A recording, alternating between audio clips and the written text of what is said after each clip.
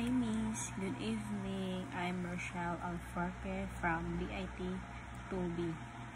So this is my code. First is using system. Using system is the library of our code. So next is public class or class program. Class program or hotel room pricing. So siya. Public class, hotel room pricing. Defines a public class name, hotel room pricing. So, ang public name niya is hotel room pricing. Then, classes are blueprints for objects, but in this case, it's just as a counter for a main method. So, next is public static void main string args. This is program entry point, or the main method is required in every C# console application.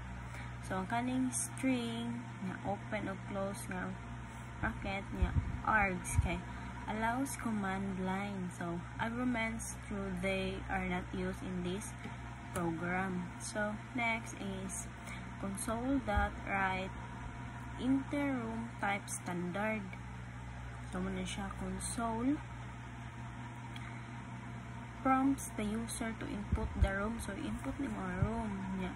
Console read line kay siya string room type equals console read line to lower open or close bracket. Yan kaning kuan console read line kay read the user input as a string. So, string yan kaning to lower open or close bracket kay convert the input to lowercase. So, standard is and standard are treated the same. Yeah. Next is console that enter the number of night. So, enter ang number of night. Yeah. Int number of night. So, ang kaning console kay kuan ni siya int. So,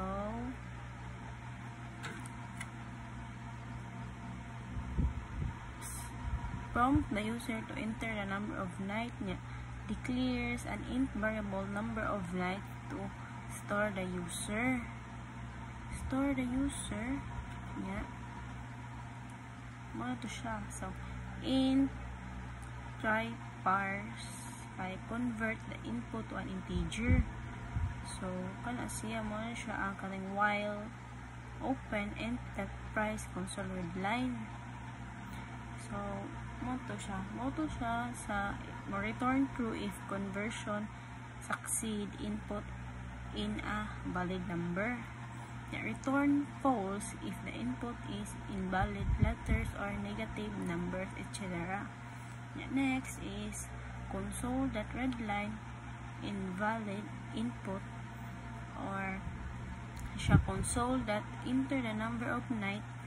If the input is invalid, it show an error message or prompt the user again.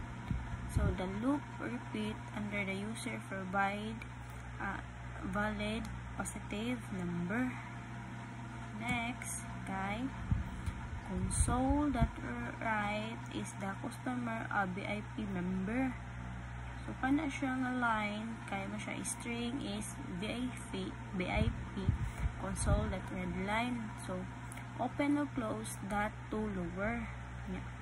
Ang kanin siya prompt the user to indicate if they are VIP niya. Store the input in the VIP variable. Ang kaning to lower kay ensure case is insisted to be. So yes and yes are rated the same. So next kay double price per month, so equals 0. Kana siya nga line kay declare a double variable to store the nightly rate. So initialize it to 0 as a default value. nya. Next kay switch nya, room type. So first kay K standard nya, price per night. So 100 ang standard, kay ang price per night 100. So ang next kay case deluxe nya, price per night kay 150 nya. Ang case sunod kay price per night equals to 50. Mag-break na ka, mag-default niya. Console that right line invalid room type niya, pay mo i-return. So kana siya nga line kay switch statement. Check the value of room type and assign a price per night. So imo assign ang mga price per night. If room type does not match any case, the default case run. Display an error message or return exit the program immediately. So ang ma-room jud asa kuan 100, 150 o 250. Yeah. Next kay double base price equals price per night nya, member of an night nya. Calculate the base price by multiplying the nightly rate by the number of nights. So mo siya calculate niya. Store the result in base price. Human double discount equals 0. So declare and initialize a discount variable to 0.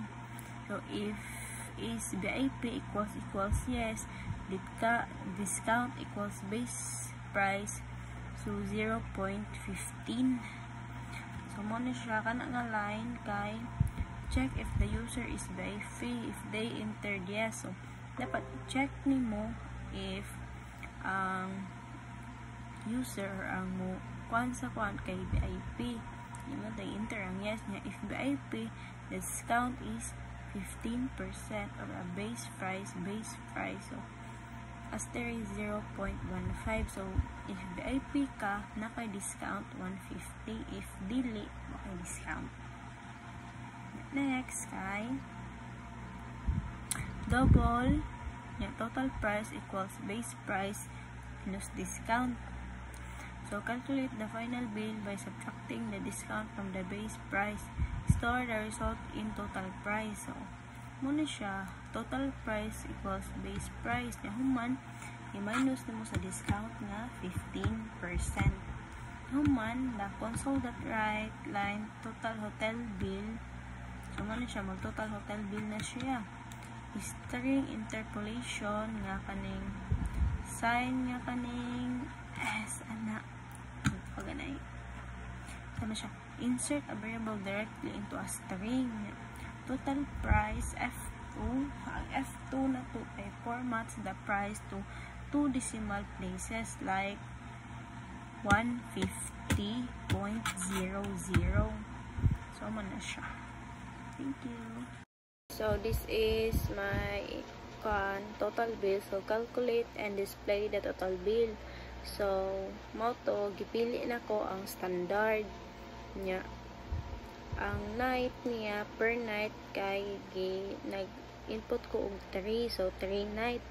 So ang price niya is moto dili man ko BIP. So wala ko discount nga 15%.